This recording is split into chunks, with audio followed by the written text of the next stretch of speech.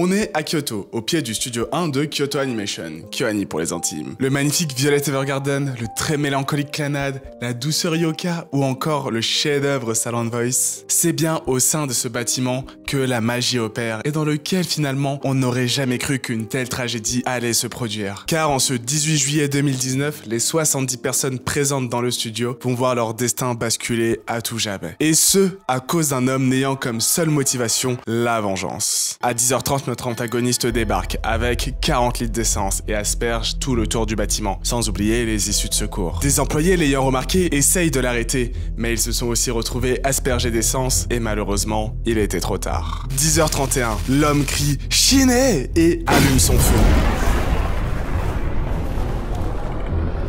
En un instant, les flammes ont condamné toutes les sorties. Pour les employés de KyoAni pris au piège, leur meilleure chance de survie est d'accéder au toit et d'attendre l'arrivée des secours prévenus par le voisinage. Mais le problème, c'est que la fumée progresse à toute allure. En 30 secondes, elle avait envahi tout le bâtiment et les températures atteignent 1000 degrés au rez-de-chaussée et 300 aux différents étages. Avec de telles conditions, traverser les 2 étages pour atteindre le toit, c'est pour beaucoup juste mission impossible. Les victimes s'effondrent alors, les unes après les autres, avec leurs dépouilles se retrouvant à joncher les différents étages du studio. Le bilan de cet incendie, c'est 36 morts, dont 34 sont morts sur le coup et 2 qui succomberont à la suite de leurs blessures. Soit plus de la moitié des personnes présentes dans le studio 1 décédant de brûlures ou d'asphyxie. 2 des pires manières de mourir. Leurs corps ont été retrouvés dans des états tels qu'ils étaient impossibles à identifier sans avoir recours à des tests ADN. Et le pire, c'est qu'il s'est avéré plus tard que plus de la moitié des corps appartenaient à des personnes ayant entre 20 et 30 ans. À ce triste constat, il faut aussi ajouter les 34 blessés, dont l'auteur de ce drame s'est embrûlé en déclenchant l'incendie. Il a par la suite été arrêté par 2 employés et a finalement été arrêté par la police. En le voyant dans cette position, je vous avoue que mes yeux sont restés secs. Et surtout, comme beaucoup, je voulais savoir pourquoi est-ce qu'il avait fait ça?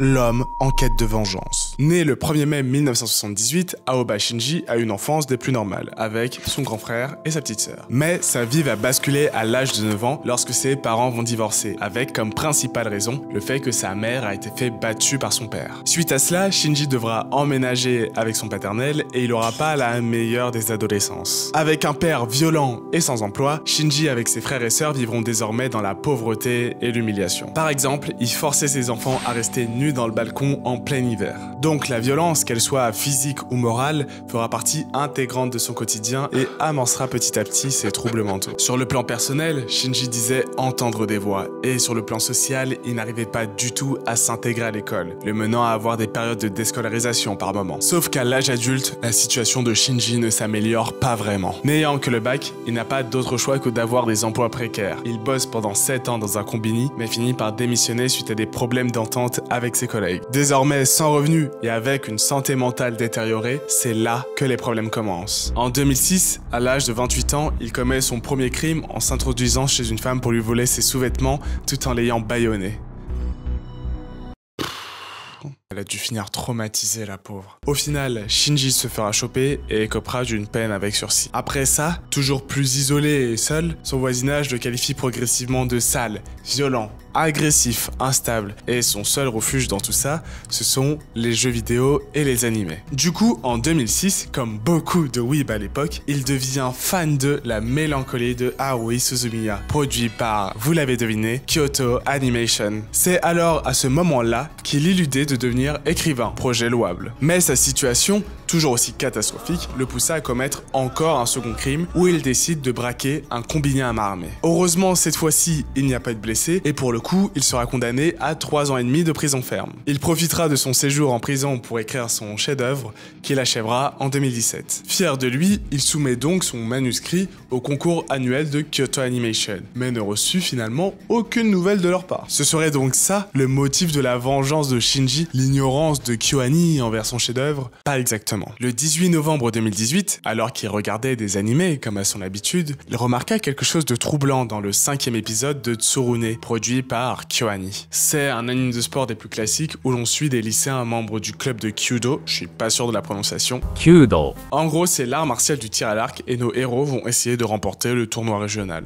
Mais dans cette série, il y a une scène qui va absolument tout changer, créant le monstre du début de la vidéo. Attention, je vais vous décrire la scène. On voit 2 personnages dans un combini en train d'acheter de la viande après réduite. C'est tout.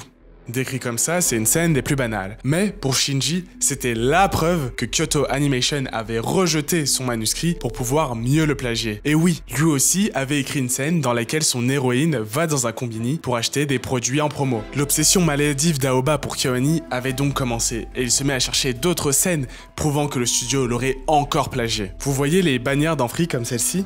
C'est un anime de sport sur la natation. Et ben ces bannières, c'est aussi son idée. Voilà, dans son manuscrit, il y en avait. Et évidemment, ce serait impensable de trouver des bannières dans une compétition sportive, n'est-ce pas? Enfin, dans K-On!, un school live sur un groupe de musique, un personnage dit qu'elle a redoublé. C'est tout.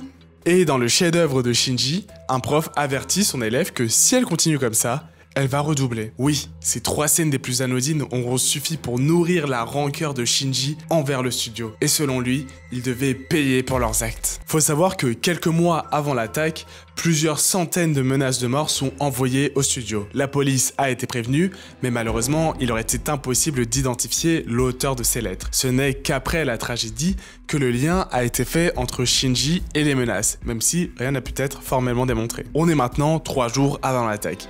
Aoba décide de se rendre à Kyoto et des caméras l'ont filmé avec le chariot et l'essence qu'il a acheté. Et plusieurs témoignages de personnes vivant à proximité du studio 1 remarquent alors un homme suspect faisant du repérage près du bâtiment, mais aussi sur des lieux faisant référence à la série Son of Onium de KyoAni. L'attaque est donc bel et bien préméditée, et le 18 juillet 2019, la tragédie secoua tout le pays. Pour que vous vous rendez compte du truc, il faut savoir que pour le Japon, c'est l'une des attaques les plus meurtrières depuis la fin de la Seconde Guerre mondiale. Mais du coup, quelle sentence serait suffisante pour un tel massacre? Ce n'est que très récemment, le 28 janvier 2025, que la condamnation définitive de Shinji a été prononcée. Et c'est aussi pour ça que je fais cette vidéo. Mais pour comprendre complètement les tenants et aboutissants de son procès, il faut que l'on parle de la grande victime de cette histoire, Kyoto Animation. Un studio pas comme les autres. KyoAni a été fondé par le couple Yoko et Hideaki Hata en 1981. Plus précisément, c'est Yoko qui fonde le studio avec son mari qui la rejoindra plus tard. Elle s'occupe du côté artistique et lui s'occupe plus du côté business et commercial. KyoAni commencera avec une toute petite équipe composée essentiellement d'anciennes mères au foyer et sous-traitants pour d'autres studios comme Ghibli ou Sunrise. Mais au début des années 2000, l'entreprise arrête de se consacrer à la sous-traitance et commence enfin ses propres projets. En 2003, ils sortent alors leur première production, l'OAV Muto. Mais ce sera véritablement en 2006 qu'ils connaîtront leur premier gros succès avec La Mélancolie de Haruhi Suzumiya. Puis viendra ensuite Lucky Star, Clannad, K-On!, Nishijo, Yoka, Free, Chunibyo, Violet Evergarden, Excellent Voice et plein d'autres. Vous l'avez compris, tous ces animés établiront KyoAni comme l'un des studios les plus marquants et reconnaissables de l'industrie. Certes, ces œuvres ne sont pas des blockbusters, mais ont toute la touche si particulière de KyoAni. Oui, je parle de cette esthétique toute singulière, mêlant des couleurs aussi vibrantes que chaleureuses et dégageant une douceur presque maternelle. Une particularité que l'on retrouve dans chaque trait et qui donne, en plus d'une très belle animation, des animés parmi les plus beaux jamais réalisés. Mais KyoAni, c'est aussi une safe place pour les animateurs. Contrairement à la majorité des studios d'animation que l'on qualifie de black company, des studios où les employés sont considérés comme disposables et jetables par leur hiérarchie, ce qui se traduit par des animateurs travaillant 80 heures par semaine pour une misère et avec des heures sup rarement payées. Les personnes travaillant chez KyoAni sont de vrais employés et non des freelances, leur assurant une certaine sécurité de l'emploi, chose rare dans le domaine de l'animation. La hiérarchie est aussi moins marquée, donc peu importe ton poste ou ton ancienneté, ta voix sera entendue. Les employés sont d'ailleurs invités à travailler pas plus de 7 heures par jour, et les femmes ont même le droit d'avoir des congés maternité, ce qui là-bas n'est pas la norme malheureusement. Le studio prend aussi le temps de dénicher des jeunes talents par le biais de concours, et forme les nouveaux animateurs de telle sorte à ce qu'ils puissent exprimer leur talent et ne pas être dégoûtés du métier. Car faut savoir que 90% des animateurs changent de carrière dans les 3 ans qui ont suivi leur début. Donc en prenant soin de ses œuvres, mais encore plus de ses artistes, KyoAni prouve qu'il est possible d'avoir du succès commercial sans être une black company. Et vous comprenez maintenant pourquoi ce studio est le chouchou des fans, dont moi. Déjà qu'en 2006, à côté de tous ces classiques, Haruhi Suzumiya a réussi à retourner internet, c'est en 2016 que le studio connaîtra un nouveau prime grâce au film A Silent Voice qui a quand même réalisé 20 millions de dollars au box-office japonais, suivi du film Violet Evergarden qui a été finalisé seulement un jour avant l'attaque et qui a réalisé aussi près de 20 millions de dollars au box-office japonais. Mais il faut aussi que je vous parle de mon rapport personnel aux animés du studio. Bon, ce serait mentir de dire que j'ai j'ai vu toutes leurs productions. Par contre, je peux vous assurer que j'ai autant aimé que détesté Suzumiya la première fois que je l'ai vu, parce que d'un côté, on a l'arc d'Endless Eight, l'un des arcs les plus problématiques de la Japanimation, genre faire 8 fois le même épisode, il fallait oser. Mais de l'autre côté, on a God Knows. Est-ce qu'on a déjà eu une musique d'animé qui n'est ni un opening, ni un ending aussi exceptionnel que celui-là? Je vous pose sincèrement la question. Faut aussi que je vous parle de Nishijo, l'humour absurde à son paroxysme, avec une animation de malade pour des trucs totalement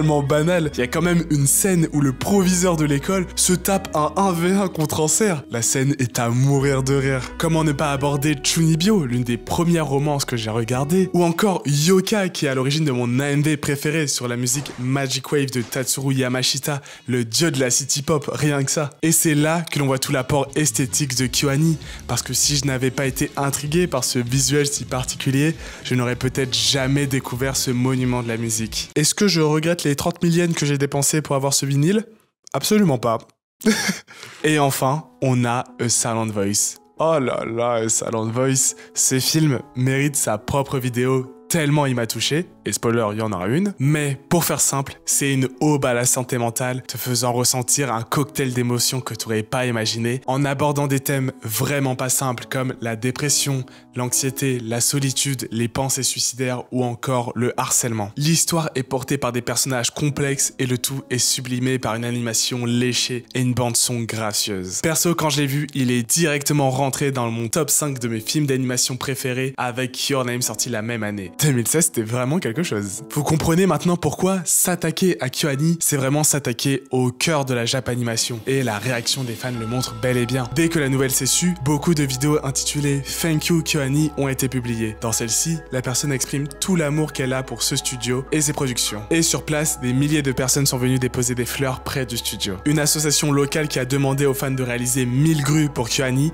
en a reçu 50 000 en 3 semaines. Faut savoir qu'au Japon, une légende raconte que si on réalise 1000 grues en papier et qu'on les relie ensemble, alors on peut voir son vœu de santé, de bonheur ou d'amour exaucé. En tout cas, ce qui est sûr, c'est que leurs vœux de richesse, eux, ont bien été reçus. Très rapidement, plusieurs cagnottes de dons sont mises en place pour aider à la fois KyoAni, mais aussi les familles des victimes. Le GoFundMe de Sentai Filmworks, un distributeur d'animés américain, a atteint $1 million en une journée, et la cagnotte se clôturera à 2,3 millions de dollars. Les fans sont même allés sur le site de KyoAni pour acheter des images haute résolution pour soutenir le studio sans qu'un employé soit sollicité pour les expédier. Mais cette affaire a en fait concerné toute l'industrie. Que ce soit les studios, les auteurs, les seiyuu, les réalisateurs, tous ont soutenu KyoAni. Par exemple, la chaîne de magasins Animate récoltait des dons dans l'ensemble de ses boutiques. Au total, c'est près de 20 millions de dons qui ont été récoltés en moins de 6 mois. Et en plus, ils ont tous été exemptés de taxes, ce qui est une première dans l'histoire des entreprises japonaises. La direction de KyoAni, donc le couple Hata, a insisté pour que cet argent aille essentiellement aux familles des victimes et non à la trésorerie de la société. Encore un superbe geste de leur part. Au final, avec une attaque pareille en 2019 et la pandémie en 2020, beaucoup ont cru que ce serait la fin de KyoAni. Mais vous les prenez pour qui? N'allez pas se laisser faire et ils comptaient bien revenir en force. En 2021, KyoAni recrute de nouveau avec une génération d'animateurs prometteurs prêts à prendre la relève. Et cette même année, sortait la saison 2 de Miss Kobayashi Dragon Maid. Depuis, il n'y a pas eu une année où on n'a pas eu une nouvelle production de leur part. Ils ont fait un superbe comeback. Mais est-ce qu'on peut dire que c'est vraiment un happy ending? Pour le savoir, il faut regarder ce qui est arrivé à notre antagoniste. Le procès. Ayant tenté de fuir la scène de crime, Shinji est arrêté avec plus de la moitié de son corps brûlé. Transporté aux urgences, il est sauvé presque miraculeusement grâce au travail titanesque de l'équipe médicale. Il reçut dans un premier temps plusieurs greffes de peau et son état était si grave qu'il ne pouvait ni parler ni respirer sans assistance. Peut-être juste le karma finalement. Puis, lorsqu'il est considéré enfin comme hors de danger, après près d'1 an de convalescence, la police l'arrête pour le juger. Lors de son procès, Shinji a insisté sur cette histoire de plagiat. KyoAni s'est donc défendu en disant que oui, ils ont bien reçu son manuscrit, mais qu'il a été éliminé directement car il ne respectait pas les formats du concours. Donc finalement, personne l'a lu. Et puis, je vous ai décrit les fameuses scènes plagiées, on voit bien qu'il délire total. Et c'est précisément sur cet aspect-là qu'a insisté l'avocat de Shinji. Son client ne peut pas être tenu pleinement responsable de son crime, car il présente des symptômes de troubles mentaux, faussant sa notion du bien et du mal. Ce qui, dans le meilleur des cas, passerait sa condamnation à mort à un emprisonnement à vie. Car oui, le Japon est l'un des rares pays développés à ne pas avoir aboli la peine de mort, et les Japonais sont très favorables à son maintien. En tout cas, malgré les éléments apportés porté par la défense, Shinji est jugé comme pleinement responsable de ses actes sans possibilité de bénéficier d'une réduction de peine. Ainsi, le 25 janvier 2024, il sera condamné à mort. Un verdict auquel il fera appel, mais très récemment, le 28 janvier 2025, il retirera son appel, faisant de sa condamnation une condamnation définitive, sachant qu'il le disait lui-même pendant sa convalescence qu'il n'échapperait pas à la peine de mort. Et là, il y a une part de moi qui me dit que si Aoba avait été diagnostiqué plus tôt, que s'il avait reçu le traitement et les soins nécessaires pour traiter ses troubles mentaux, 36 personnes ne seraient pas décédées de la pire des manières. Je ne dis pas ça pour l'excuser, il doit payer pour le crime qu'il a commis, mais je tenais quand même à exprimer mon point de vue sur la justice répressive qui est censée être dissuasif, mais qui est plus souvent contre-productive. Je suis curieux de savoir quelle est votre position sur ce sujet. Mais surtout, j'aimerais que cette vidéo soit un hommage à KyoAni. Nous n'oublierons pas les 36 morts et les blessés, ayant mis leur cœur pour nous offrir des œuvres touchantes, drôles, émouvantes, inspirantes. Dites-moi votre lien avec les animés de ce studio si spécial, je serais ravi de vous lire. C'était Kuzen, plus.